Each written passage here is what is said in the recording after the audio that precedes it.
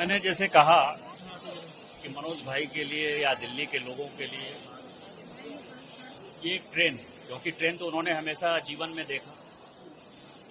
लेकिन गोड्डा जहां ये ट्रेन जाएगी, आप समझिए आजादी के 75 साल बाद वहां लोगों ने रेल लाइन देखा। इसके पहले जो रेल लाइन था वो कोयला ढुलाई करता था, एनटीपीसी, कहलगांव और फरक्का के लिए। 2021 में पहली बार वहां रेल गई, माननीय प्रधानमंत्री जी के कारण ही गई, क्योंकि 2021 में वही प्रधानमंत्री थे और उनके इनिशिएटिव से ही हुआ। आज ये 14वीं ट्रेन है जो कि गोड्डा जाएगी। गोड्डा जाने वाली दिल्ली से ये दूसरी ट्रेन है। पहली ट्रेन जो स्टार्ट किया हमने 2021 में वो हमसफर था, और हमसफर के बाद ये दूसरी ट्रेन। लेकिन ये ट्रेन जहां जाएगी उसका एक बड़ा इतिहास है, जो माननीय मनोज तिवारी जी ने बताया।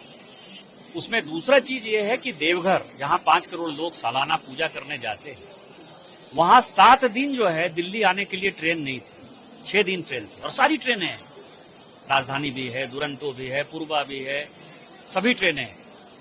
तो ये 7वीं ट्रेन है जो 7वें दिन जाएगी, बुधवार को वहां से आएगी।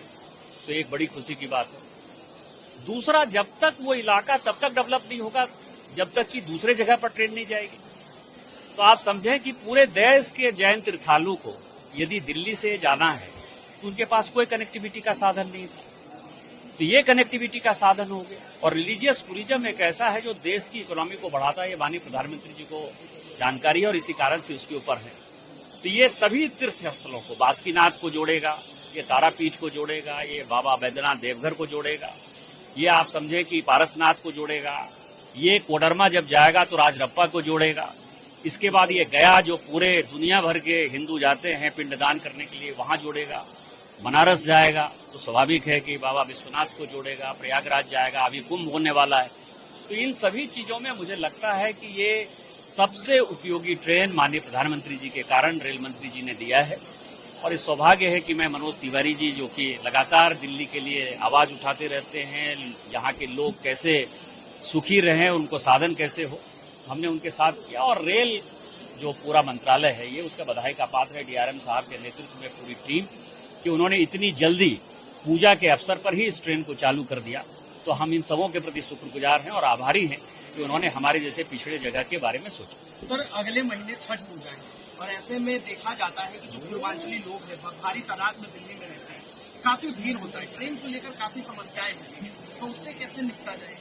इस बार रेलवे ने, ये इसके बारे में ज्यादा ये बताएंगे, लेकिन जो मैं पढ़ पा रहा हूँ अखबारों से कि इस बार हजारों जोड़े ट्रेन की व्यवस्था सभी जगह से इस पूजा के लिए, मतलब दीपावली के लिए, छठ के लिए विशेष तौर पर रेलवे ने किया है। और जो माननीय रेल मंत्री का जो एक ध्यान है कि हम वेटिंग लिस्ट पूरा खत्म कर दें, मुझे लगता है कि 2-4-5 महीने में आपको ये भी न्यूज मिल जाएगा। वैसे कितनी ट्रेन यहाँ से जाने वाली है वो डीआरएम साहब खुद बताएं। सर, एक आखिरी सवाल, लगातार जिस तरह से विकास कार्य में ट्रेन की बढ़ोतरी की जा रही है, लेकिन वहीं दूसरी तरफ खबर वायरल होता है पटरियों पर सिलेंडर डाल दिए जाते हैं, चाहे पाइप डाल दिया जाता है, ये उपद्रवियों को क्या करें?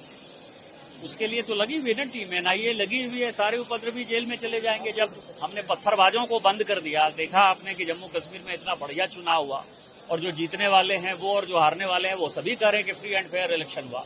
तो जब हम पत्थरबाजों को कंट्रोल कर सकते हैं, आतंकवादियों को कंट्रोल कर सकते हैं, नक्सलवाद को खत्म कर सकते हैं, ये सब छोटे छोटे चीजें ये भी खत्म हो जाएंगे। माननीय गृह मंत्री जी के ऊपर भरोसा होना चाहिए हम लोगों को। नया शादी है। हाँ। हर गरीब घर की नई दुल्हन को जेएमएम सोने का सिक्का देने वाली थी, तुमको मिला? नहीं मिला। हमको भी नहीं मिला। हमें तो नहीं मिला। आपको मिला क्या? इन्हें तो सोने का सिक्का नहीं मिला, आपको मिला क्या? TheFollowUp.in. Like, share and subscribe. www.thefollowup.in